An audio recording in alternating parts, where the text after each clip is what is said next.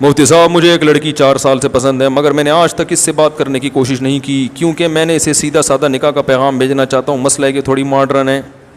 اب میرا پورا 1.5 گھنٹے کے بیان میں سے یہ والا کلپ یوٹیوبرز نکالیں گے اور ملینز تک اس کے ویورز پہنچ جائیں گے, اور میرا امیج دنیا کے سامنے جائے گا کہ یار یہ ہر دوسرے دن کی یہی بات ہو رہی ہوتی ہے. سمجھ رہے ہو؟ یہ چل رہا ہے مارکیٹ میں, جو پورا بیان ہے وہ ایک طرف. تو بھائی جو آپ کو پسند ہے, کیا پوچھا انہوں نے سوال ہونے میں, مگر میں نے آج تک اس سے بات, بھائی سبحان اللہ آپ کی غیرت کو سلام ہے بھائی جان جو بھی ہیں, کہ آپ اتنے نیک کہ پسند ہونے کے باوجود آپ نے اب تک اس سے بات چیت نہیں کی, ماشاء اللہ.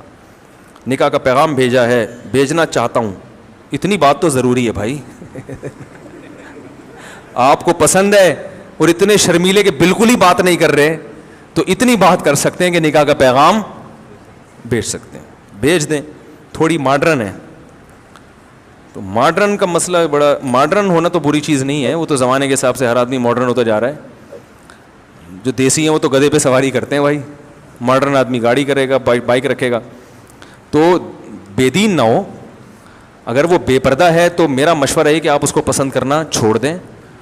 مسئلہ یہ ہوتا ہے کہ جب نکاح کر کے وہ آئے گی, بچے پیدا ہوں گے, بیٹیاں جب پیدا ہوں گی تو بیٹیاں پھر ماں کو فالو کرتی ہیں. اماں اگر بے پردہ ہیں تو آپ کی بیٹیاں پردہ نہیں کریں گی, الا ماشاء اللہ کوئی ہو جائے تو ایک الگ بات ہے, لیکن بچیاں ماں ہی کو فالو کرتی ہیں, ذہن میں رکھیں.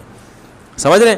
تو پھر آپ بہت پچھتائیں گے, پھر آپ کہیں گے پھر لڑائیاں ہوں گی آتے ہیں, کیونکہ انسان اپنی بیٹیوں کے بارے میں بڑا غیرت مند ہوتا ہے, تو وہ پھر بڑا, اور پھر لڑکی بے پردہ ہو یا وہ ماڈرن ہو جائے تو بھی برداشت ہے, وہ پھر بدتمیز بھی ہو جاتی ہیں بعض دفعہ, سب نہیں, پھر وہ بدتمیز بھی ہو جاتی ہیں.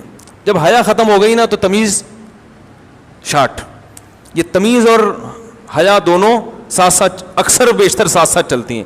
میں اکثر اس لیے کہہ رہا ہوں کہ بعض حیا والی ہیں مگر بدتمیز